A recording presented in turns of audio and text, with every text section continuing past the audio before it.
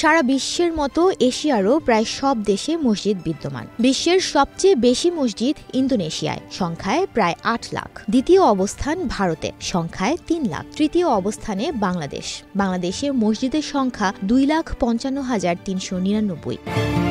পাকিস্তানে মসজিদের সংখ্যা বাংলাদেশের থেকেও কম। তবে এশিয়ার একটিমাত্র দেশ রয়েছে যে দেশটিতে কোনো মসজিদ নেই। দেশটির নাম ভুটান। ভুটানে মুসলমানের সংখ্যা প্রায় ৮,০০০।